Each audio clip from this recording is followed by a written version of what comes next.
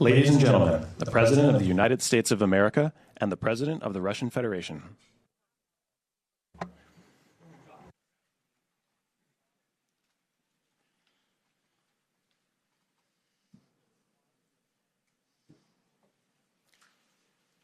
Mr. President, ladies and gentlemen, our negotiations have been held in a constructive atmosphere of mutual respect.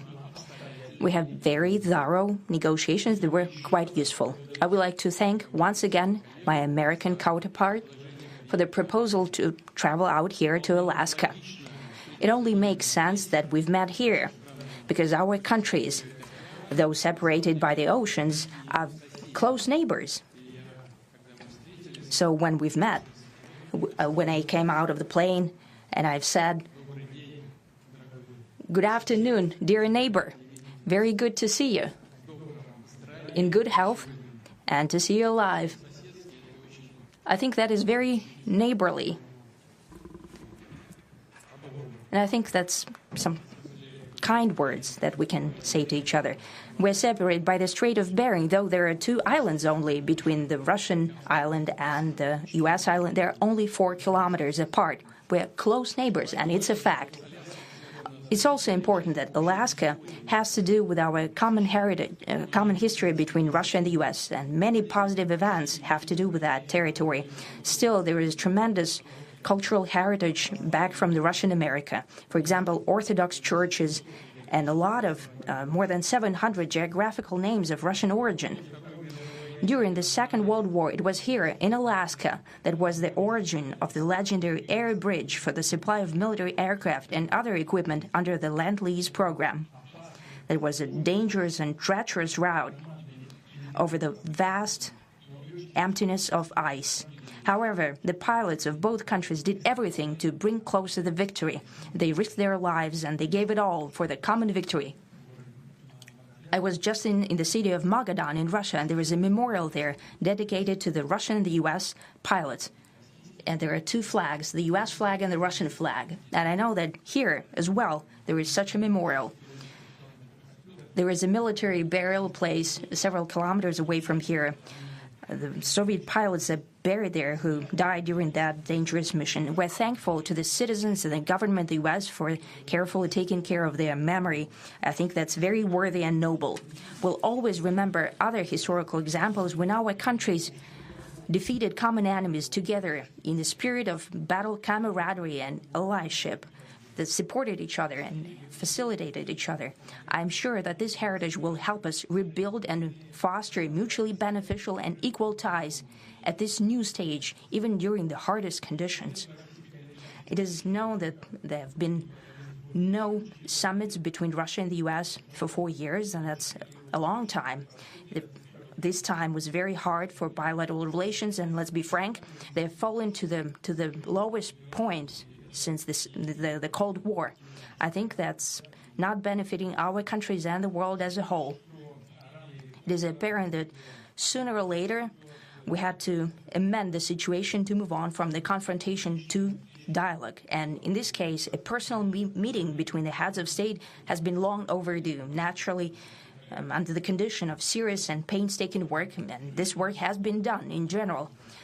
Me and President Trump have very good direct contact. We've spoken multiple times. We spoke frankly on the phone. And Special Envoy of the President, Mr. Witkoff, traveled out to Russia several times. Our advisors and heads of foreign ministries kept in touch all the time. And you know fully well that one of the central issues was the situation around Ukraine. We see the strive of the administration and President Trump personally to help facilitate the resolution of the Ukrainian conflict. And his strive to get to the crux of the matter, to understand this history, is precious. As I've said, the situation in Ukraine has to do with fundamental threats to our security. Moreover, we've always considered the Ukrainian nation, and I've said it multiple times, a brotherly nation, however strange it may sound in these conditions. We have the same roots, and everything that's happening is a tragedy for us and terrible wound. Therefore, the country is sincerely interested in putting an end to it.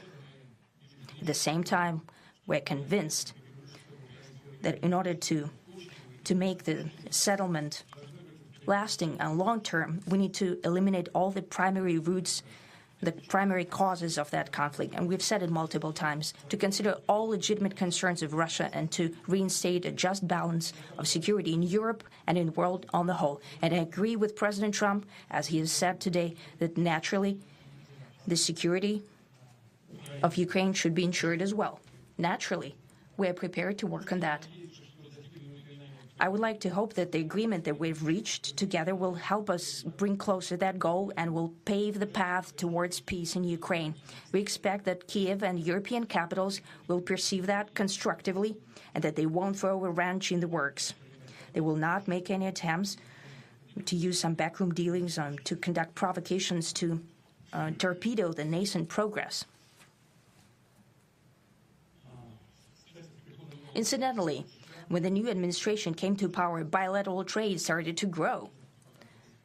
It's still very symbolic. Still, we have a growth of 20%. As I've said, we have a lot of dimensions for joint work. It is clear that the U.S. and Russian investment and business cooperation has tremendous potential. Russia and the U.S. can offer each other so much in trade, digital, high-tech, and in space exploration. We see that Arctic cooperation is also very possible, and our international context, for example, between the Far East of Russia and the West Coast of the U.S. Overall, it's very important for our countries to turn the page, to go back to cooperation. It is symbolic that not far away from here, at the border between Russia and the U.S., there was a so-called international date line. I think you can step over, literally, from yesterday into tomorrow.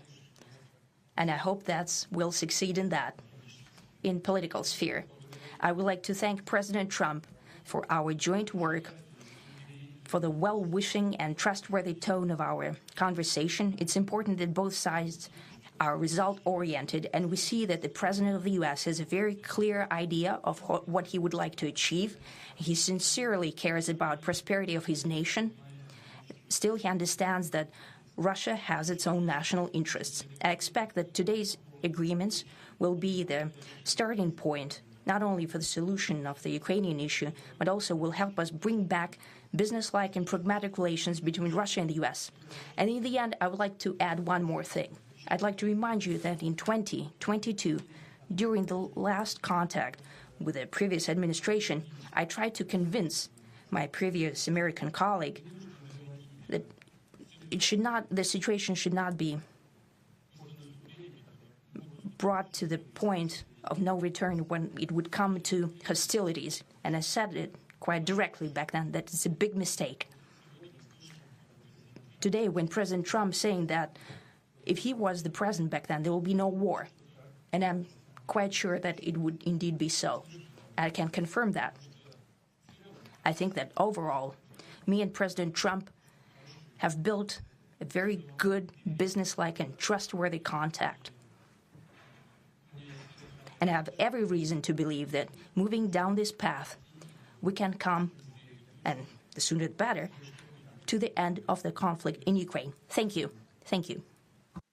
Well, thank you very much, Mr. President. That was very profound, and I will say that I believe we had a very productive meeting. There were many, many points that we agreed on, most of them, I would say, a couple of big ones that we haven't quite gotten there, but we've made some headway.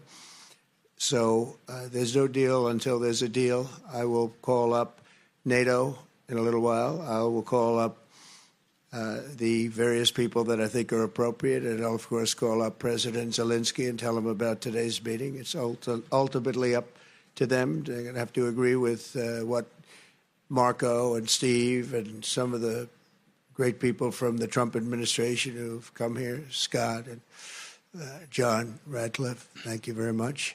But we have some of our really great leaders. They've been doing a phenomenal job.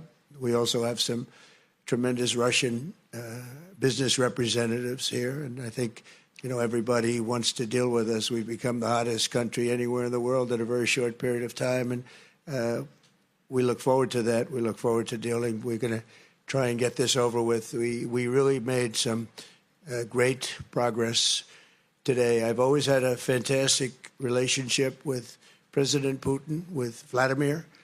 We had many tough meetings, good meetings. We were interfered with by the Russia hoax. That made it a little bit tougher to deal with, but he understood it. I think he's probably seen things like that during the course of his career. He's seen it all. But we had to put up with the Russia hoax. He knew it was a hoax, and I knew it was a hoax. But what was done was very criminal. But it made it harder for us to deal as a country in terms of the business and all of the things that we'd like to have dealt with. But we'll have a good chance when this is over. So just to put it very quickly, I'm going to start making a few phone calls and tell them what happened. But we had an extremely productive meeting, and many points were agreed to. There are just a very few that are left. Some are not that significant. One is probably the most significant, but we have a very good chance of getting there. We didn't get there, but we have a very good chance of getting there. I would like to thank President Putin and his entire team, whose faces, who I know in many cases, other than that, whose faces I get to see all the time in the newspapers. You're almost as famous as the boss, but especially this one right over here. But we had some good meetings over the years, right? Good, productive meetings over the years, and we hope to have that in the future. But let's do the most productive one right now. We're going to stop really 5, 6, 7,000, thousands of people a week from being killed, and President Putin wants to see that as much as I do. So, again, Mr. President, I'd like to thank you very much, and we'll speak to you very soon and probably see you again very soon. Thank you very much, Vladimir. Next time in Moscow. Oh, that's an interesting one. I don't know. I'll get a little heat on that one, but I could see it possibly happening. Thank you very much, Vladimir. And thank you all. Thank you. Thank you. Thank you so much.